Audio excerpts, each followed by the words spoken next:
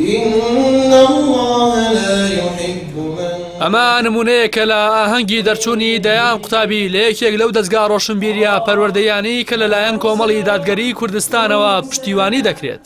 هاوڵاتیانی هەرێمی کوردستان، کۆمەڵی دادگەری کوردستان یەکێک لە ئامانج و مەبەستە سەرەکیەکانی خزمەتکردنی ئاینی پیرۆزی ئیسلام و گۆشکردنی نەوەکانی ئێوەیە بە ڕەوشت و پەروەردەی قورئانی.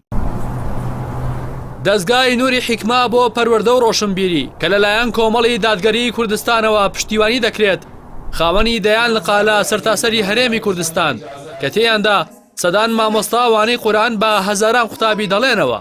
بۆ نمونە تەنها لە ئالەقی سلێمانی دەستگای ڕۆشنبیری نووری حیکما لە ساڵی 2009 تا ساڵی 2019 خاوەنی 2000 قوتابی و 100 مامۆستا بووە لە هەردوو ڕەگەز.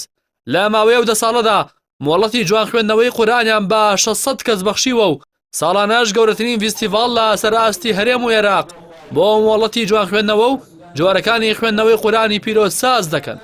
هەروەها خاوەنی زیاتر لە 10 بازنەی فێرکردنی قورئانن لە گەڕەکەکان و ناو شاری سلێمانی.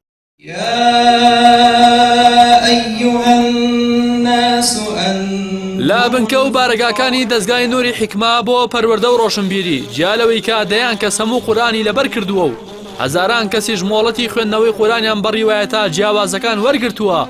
هاوکات گرنگیەکی زۆر بە پەروەردە و خوڕەوشتی قوتابیان دراوە و لەسەر بەها باڵاکانی کۆمەڵگەی کوردەواری و ئاینی پیرۆزی ئیسلام قوتابیان و فێرخوازان گۆش کراون.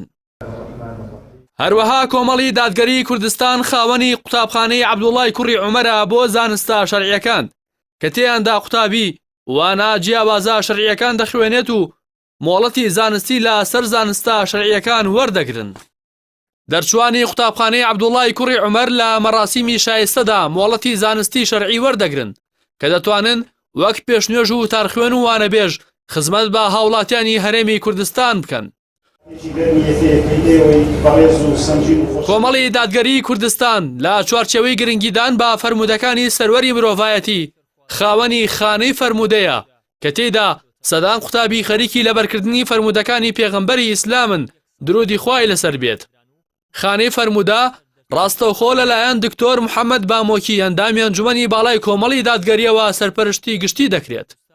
خانەی فەرمودە خاوەنی 10 قوتابخانەیە لە سەرتاسەری کوردستاندا کە تێیاندا زیاتر لە 500 قوتابی لە هەردوو ڕەگەز وانەی فەرمودە دەخوێن و فەرمودە و فەرمایشتەکانی سەروەری مرۆڤایەتی لەبەر دەکەن کە زۆرینەی لەق و قوتابخانەکانی خانەی فەرمودە لە شار و شارۆچکەکانی کوردستان لە نێو بینا و بارەگاکانی کۆمەڵی دادگەریدان.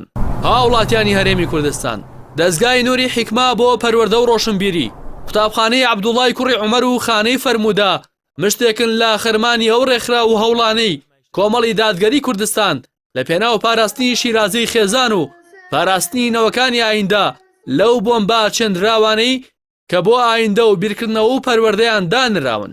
دایکان و باوکان، قوتابیان و مامۆستایان و گەنجی ڕۆشنبیر و خاوەن فیکر، خۆتان ببن بە دادوەر و هەڵسەنگاندن بۆ فێرگە و ڕێکخرا و قوتابخانە شەرعی و پەروەردەیەکانی کۆمەڵی دادگەری بکەن و خزمەتەکانی لەبەرچاو بگرن. لە بەرامبەریشدا هەوڵی حیزبە عەلمانیەکان بۆ لە خشتەبردننی گەنجان و کردنەوەی خولی جۆراوجۆر و سازدانی ئاهەنگی بێناوەڕۆک بۆ سڕینەوەی ڕەوشت و کللتوری ڕەسەنی کۆمەڵگەی کوردەواری ببینن. دەبیرتان بێت بەلایەنگری و پشتیوانەکانتان ئاو لە ئاشی کام لاو کام پرۆژە و کام پەروەردە دەکەن.